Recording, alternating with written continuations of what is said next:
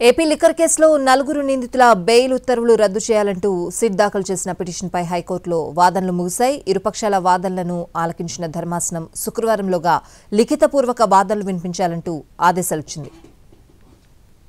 Liquor కేసులో నిందితులు ధనంజయ రెడ్డి, కృష్ణమోహన్ రెడ్డి, బాలాజీ గోవిందప్ప, పైలా దిలీప్లకు ACP court ఇచ్చిన బెయిల్ ఆదేశాలను రద్దు చేయాలని సిట్ హైకోర్టులో పిటిషన్ దాఖలు చేసింది. నిందితుల తరఫున నిరంజన్ రెడ్డి, సిట్ తరఫున సిద్ధార్థ లూథ్రా వాదనలు వినిపించారు.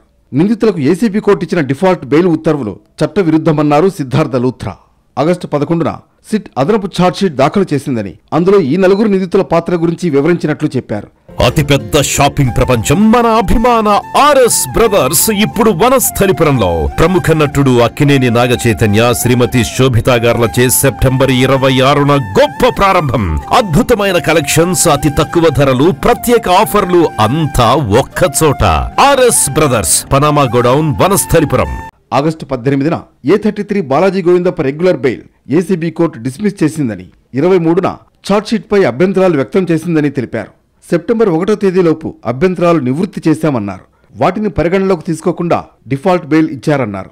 18న రెగ్యులర్ బెయిల్ డిస్మిస్ చేసి సెప్టెంబర్ 5న డిఫాల్ట్ బెయిల్ ఎలా మంజూరు చేస్తారన్నారు. నలుగురు నిందితుల బెయిల్ ఉత్తర్వులు రద్దు చేయాలని కోరారు. రెగ్యులర్ బెయిల్పై ఆదేశాలకు, డిఫాల్ట్ బెయిల్పై ఆదేశాలకు సంబంధం లేదన్నారు నిందితుల తరఫు న్యాయవాది నిరంజన్ రెడ్డి. రెగ్యులర్ బెయిల్పై ఆదేశాలు అప్పటి పరిస్థితి, ఆధారాల బట్టి ఉంటుందన్నారు. తర్వాత ఇచ్చిన డిఫాల్ట్ బెయిల్ మంజూరు ఉత్తర్వులపై గతంలో ఇచ్చిన ఆదేశాలు ప్రభావం చూపవన్నారు. 90 రోజుల తర్వాత డిఫాల్ట్ బెయిల్ ఇవ్వడానికి చట్టంలో అవకాశం ఉందన్నారు నిరంజన్ రెడ్డి. ఇరు వర్గాల వాదనలు ముగియడంతో లిఖితపూర్వక వాదనలు శుక్రవారంలోపు సమర్పించాలని ఆదేశించిన హైకోర్టు విచారణను వాయిదా వేసింది.